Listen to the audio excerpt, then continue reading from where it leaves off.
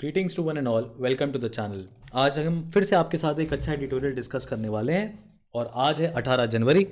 जो एडिटोरियल आज आया है वो आपके GS1 के पॉइंट ऑफ व्यू से बेहद ज़रूरी है और इस एडिटोरियल में बात होने वाली है प्रधानमंत्री के नए फूड ग्रेन प्लान की।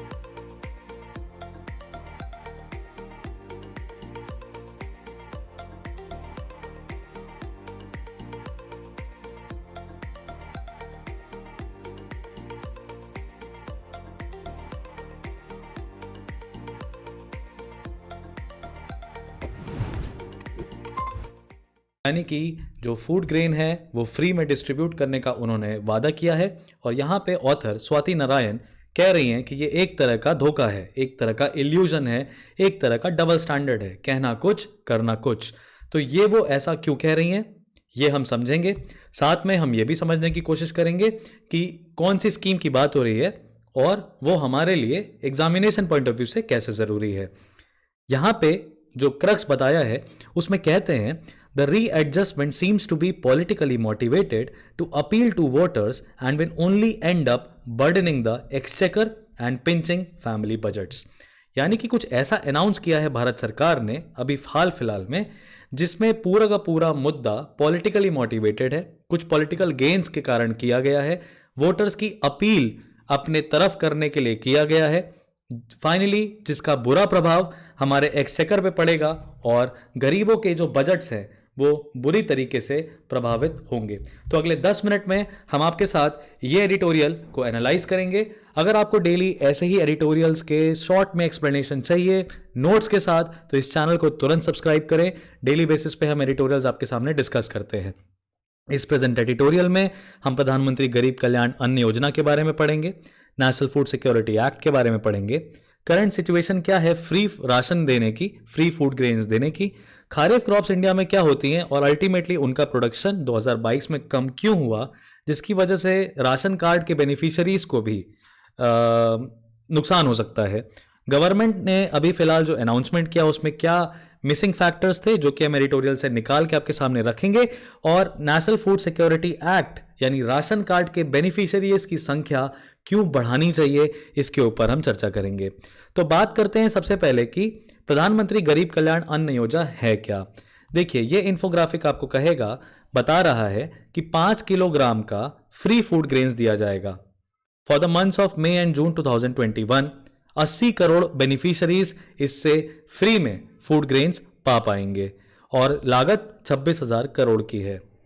और ये जो फ्री फूड ग्रेन की जो स्कीम थी ये बेसिकली प्रधानमंत्री ने अनाउंस करी थी आत्मनिर्भर भारत के दौरान और माइग्रेंट वर्कर्स और गरीबों के लिए ये योजना चालू की गई थी कोविड के दौरान। इसको दुनिया की सबसे बड़ी फूड सिक्योरिटी स्कीम माना जाता है। ये अपने आप में फूड सिक्योरिटी के लिए बेहद ज़रूरी थी। एक तरह का रिलीफ पैकेज दिया गया था ड्यूरिंग द कोविड-19 पीरियड।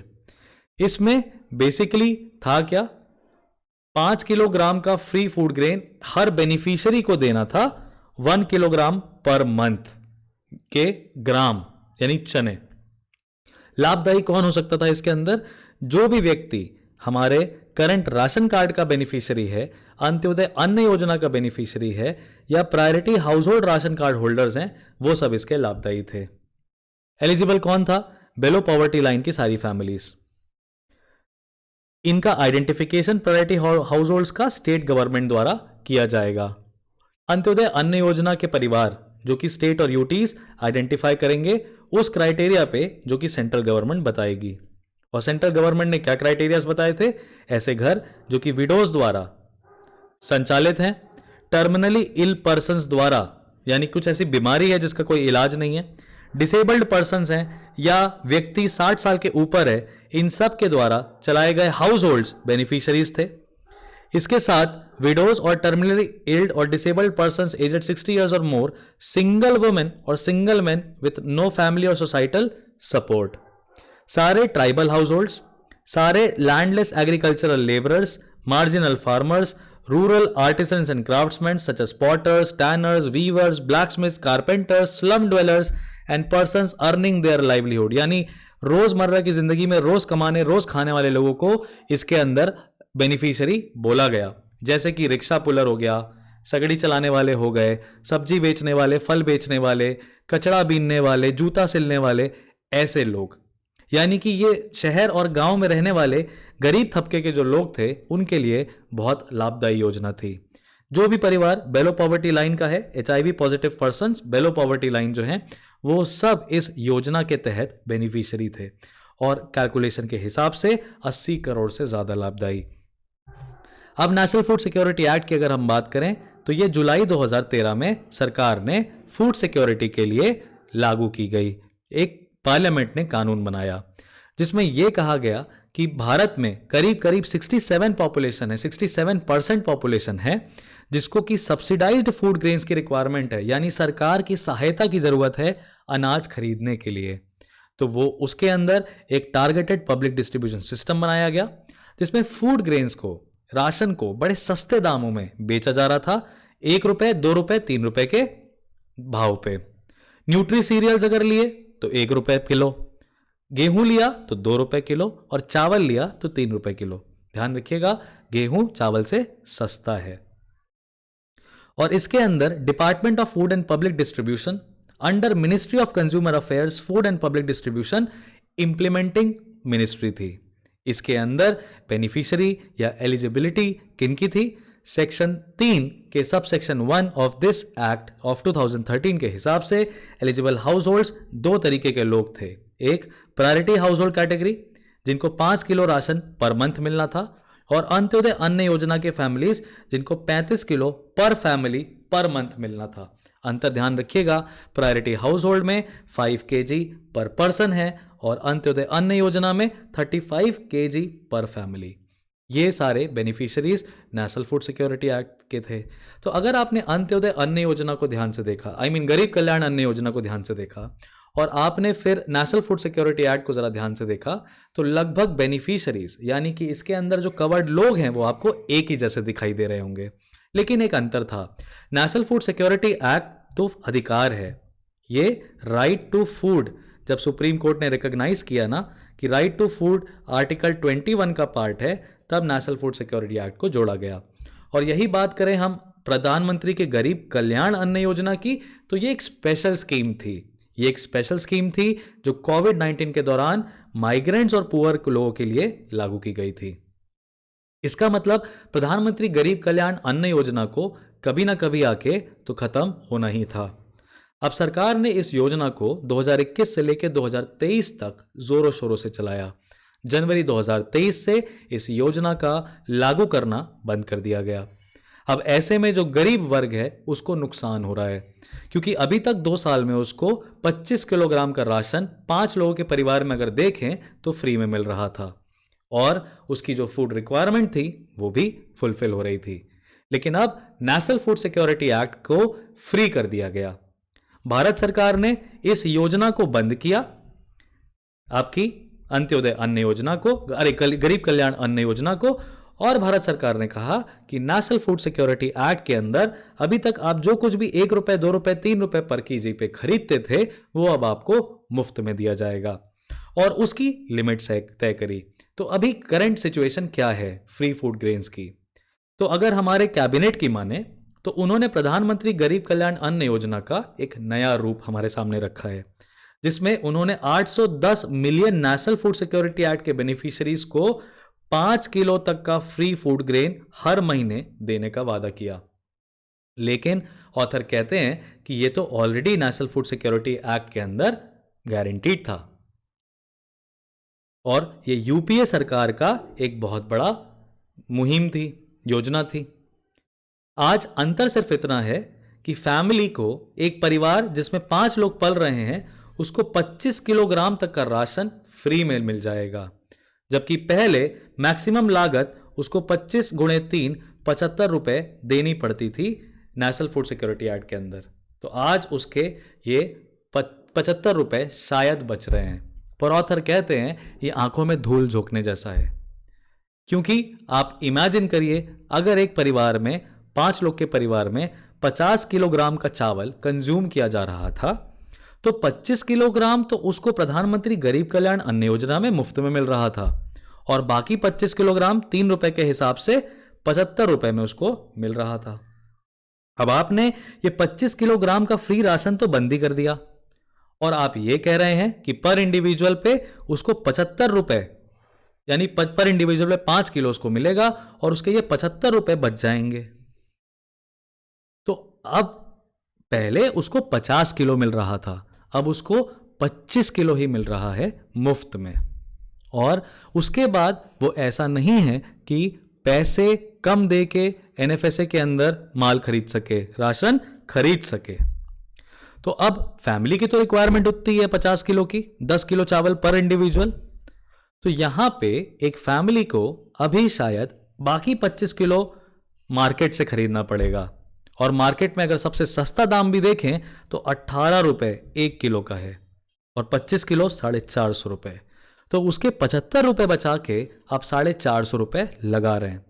लेकिन यहां पे मुझे लग रहा है कि जबरदस्ती क्रिटिसिज्म किया जा रहा है सरकार का, क्योंकि अगर अंत्योदय प्रधानमंत्री गरीब कल्याण अन्न योजना ये कब आई सर? 2021 में आई। 2021 के पहले तो गरीब व्यक्ति शायद कहीं ना कहीं इतना रुपए जो ऑथर कह रहा है वो तो खर्च कर ही रहा था ना। आज अगर उसको नेशनल फूड सिक्योरिटी एक्ट के अंदर 75 रुपए भी बच रहा है तो कहीं ना कहीं फायदा है ही। अब ऑथर ने क्या फर्दर कहा कि हो सकता है कि खारिफ प्रोडक्शन, हमारे यहां पे खारिफ सीजन में क्रॉप प्रोडक्शन कम हुआ। एक कारण यह भी है कि सरकार को यह योजना खत्म करनी पड़ी। अब खारिफ क्रॉप्स की अगर हम बात करें, ये क्यों कम हुआ? ये 2 कारणों की वजह से कम हुआ। पहला कारण यह था कि जो एरिया अंडर सोन, यानी एरिया जिसमें फसल उगाई गई, उसमें कम देखा गया एरिया रिड्यूस होते हुए। खारिफ सीजन जून सितंबर महीने का मॉनसून सीजन होता है, जहां पे पानी 50%, which water is nearly 50% of the sown area. 50% जो सोन एरिया होता है वो पानी पे डिपेंडेंट होता है, और वर्षा इस बार अनइवन हुई, क्रॉप्स डैमेज हो गई, कई जगहों पे फ्लडिंग देखी गई। और राइस बेल्ट्स की बात करें नॉर्दर्न और ईस्टर्न इंडिया के, तो वहां सूखा पाया गया, और इस वजह से एरिया अंडर राइस जो है वो भी पिछले साल के कंपैरिजन में 5.6% कम रहा। तो दोनों कारणों की वजह से, वर्षा का ना होना, क्रॉप्स का डैमेज होना, और कम एरिया राइस के अंडर आया, क्योंकि लोगों को हो सकता है किसानों को राइस उतनी बेनिफिशियल ना लगी हो इकोनॉमिकली, तो उन्होंने राइस उगाई नहीं। इस कारण से राइस का प्रोक्योरमेंट बड़ा कम हुआ, तो खारिफ में क्रॉप प्रोडक्शन भी कम हुआ। यहां पे ये टेबल है जो आपको हेल्प करेगी ये समझने में कि खारिफ क्रॉप्स और राबी क्रॉप्स भारत में कौन सी होती हैं, किस महीने में उगाई जाती हैं। फर्दर अगर हम बात करें तो गवर्नमेंट किन फैक्टर्स पे मिस कर रही है, ऑथर हमें बड़े सिंपल शब्दों में कहते हैं कि मानती हूं मैं कि प्रधानमंत्री गरीब कल्याण अन्न योजना को इनडेफिनेटली आप एक्सटेंड नहीं कर सकते थे, लेकिन आपको यह समझना चाहिए सर कि आपने नेशनल फूड सिक्योरिटी एक्ट के अंदर अपनी जो बेनिफिशियरीज हैं, लाभदायी जो लोग हैं, उनकी संख्या नहीं बढ़ाई है, क्योंकि पॉपुलेशन में लगभग 40% ऐसे लोग हैं जो कि अभी एक्सक्लूडेड हैं, क्योंकि आपने अपने राशन कार्ड्स को डिजाइन किया है 2011 के सेंसस के पहले, और अगर हम 2011 के सेंसस को भी जोड़ दें तो 40% गरीब वर्ग तो अभी आपके एक्सक्लूडेड ही हैं। बहुत सारे ऐसे गांव हैं, स्लम एरिया हैं, मार्जिनलाइज्ड कास्ट हैं, कम्युनिटी हैं, migrants particularly, sex workers, homeless और ट्रांसजेंडर पर्सन्स, जिनको अभी भी राशन कार्ड नहीं मिला है, और मेरे हिसाब से ये बेनिफिशियरी होने चाहिए क्योंकि ये मोस्ट डिप्राइव्ड है। और एनएफएसए को क्यों कवर करना चाहिए? क्योंकि पॉपुलेशन फिगर्स 2011 के जो हैं वो national food security act ration card के बेनिफिशियरी को बता रहे हैं। यूनियन गवर्नमेंट ने अपने एफिडेविट में कोर्ट के सामने कहा, क्योंकि सुप्रीम कोर्ट ने भी कह दिया था बेसिकली कि आपको राशन कार्ड के लाभदायी जो है उनकी संख्या बढ़ानी चाहिए। तो यूनियन गवर्नमेंट ने कोर्ट के सामने क्या कहा कि हमें अपडेट करना पड़ेगा, पर उसके लिए हमारा सेंसस जो है वो पब्लिश होना चाहिए। तो अभी सेंसस ही नहीं हुआ है ना, क्योंकि नेशनल फूड सिक्योरिटी एक्ट का कवरेज हम नहीं बढ़ा पाए, क्योंकि 2021 का सेंसस होना था जो अब शायद 2026 तक हो पाएगा, और उसकी कोई डेट नोटिफाई भी नहीं करी है। इस वजह से लगभग 10 करोड़ लोग फूड सिक्योरिटी के कानून से, के प्रोटेक्शन से, रिकॉग्निशन से बाहर हैं। तो ऑथर ने इस आधार पे भारतीय जनता पार्टी के इस मुहिम को क्रिटिसाइज किया। बाकी मैक्सिमम चीजें जो उन्होंने कही वो पॉलिटिकल है, लेकिन हमारे लिए एक एस्पिरेंट के रूप में जो चीजें समझनी थी वो मैंने आपको समझा दी। एडिटोरियल आपको कैसा लगा कमेंट सेक्शन में हमें जरूर बताइएगा। मिलते हैं आपसे अगली इंटरेस्टिंग एडिटोरियल एनालिसिस के साथ। Till then all the best, bye bye, take care.